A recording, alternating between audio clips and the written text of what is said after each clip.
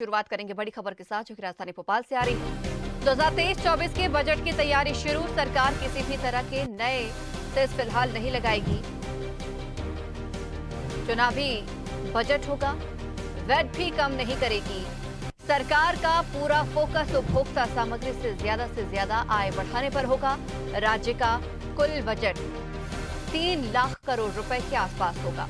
आत्मनिर्भर मध्य प्रदेश के तहत कृषि उद्योग और माइनिंग को बढ़ाएंगे। धर्म के लिए ज्यादा बजट 100 करोड़ के लगभग। नई भर्तियों के लिए 4000 करोड़।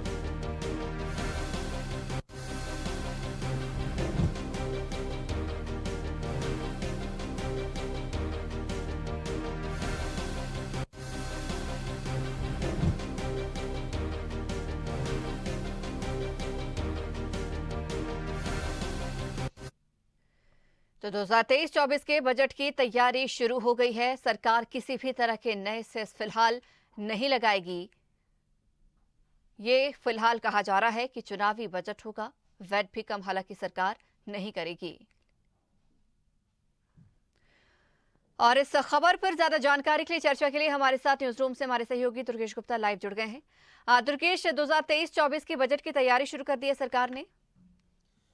बिल्कुल संचिता, आगामी नए साल में मध्य प्रदेश सरकार ने आगामी 2023-24 के बजट की तैयारी शुरू कर दी। करीब 3 लाख करोड़ रुपए का यह बजट होगा जो मध्य प्रदेश में आत्मनिर्भर मध्य प्रदेश की तर्ज के लिए तौर पर यह बजट लाया जाएगा। इसी के साथ साथ में कृषि से संबंधित, किसानों के फायदों से संबंधित, बेरोजगार युवाओं से संबंधित, स्टार्टअप पॉलिसी से संबंधित उन तमाम विषयों पर इस बजट पर विशेष तौर से चर्चा की जाएगी, विशेष तौर से गौर किया जाएगा। इसी के साथ साथ में निर्माण कार्य, विकास कार्यों से लेकर जिस तरीके से स्मार्ट सिटी प्रोजेक्ट लाई थी मध्य प्रदेश सरकार, स्मार्ट सिटी प्रोजेक्ट के लिए अन्य शहरों पर भी इस योजना के लिए, इस प्रोजेक्ट को लागू करने के लिए भी इस बजट में जगह मिल सकती है। और अन्य जो बड़े शहर हैं, बड़े शहरों में जिस तरीके से महाकाल लोक बनाया गया था उज्जैन में, उसी महाकाल लोक की तर्ज पर अन्य जो धार्मिक स्थल हैं, उन धार्मिक स्थलों पर भी इस तरीके से भव्य अलौकिक महाकाल लोक की तरह ही धार्मिक स्थलों को बनाया जाएगा। इस बजट में इनके लिए भी जगह दी जाएगी। कहीं ना कहीं आगामी 2023 विधानसभा चुनाव भी है और विधानसभा चुनाव के ठीक पहले आम जनता की सहूलियत के लिए, आम जनता के फायदे के लिए यह बजट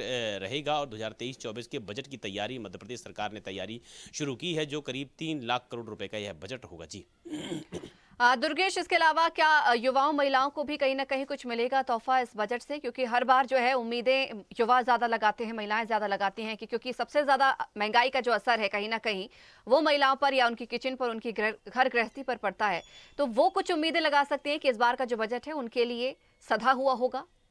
बिल्कुल स्पष्ट अगर देखा जाए तो जिस तरीके से महिलाओं के लिए, चूंकि महिलाओं को घर गृहस्थी के काम देखने होते हैं, तो घर गृहस्थी के लिए जो वैट है, अतिरिक्त वैट या टैक्स में कोई भी बढ़ोतरी नहीं की जाएगी, ताकि जिसकी वजह से जो घरेलू सामग्री है, घरेलू सामग्रियों की महंगाई नहीं बढ़े, इसको ध्यान में रखते हुए यह बजट आएगा। इसी के साथ साथ में जिस तरीके से आपने युवाओं का जिक्र किया, तो युवाओं के लिए मध्य प्रदेश सरकार स्टार्टअप पॉलिसी के तहत में कई योजनाएं निकाल रही है। इन योजनाओं के साथ साथ में उनको नए स्टार्टअप पॉलिसी में नए रोजगार के नए आयाम खड़े करना, बेरोजगारी दूर करना और मध्य प्रदेश का जो युवा है वह आत्मनिर्भर युवा बने, वह रोजगार लेने वाला नहीं बल्कि रोजगार देने वाला युवा बने। इसकी तर्ज पर भी इस बजट में स्थान रहेगा। इस बजट में ध्यान दिया जाएगा कि युवाओं के लिए जो स्टार्टअप पॉलिसी के तहत में जो योजनाएं हैं, उन योजनाओं का लाभ युवाओं को मिल सके।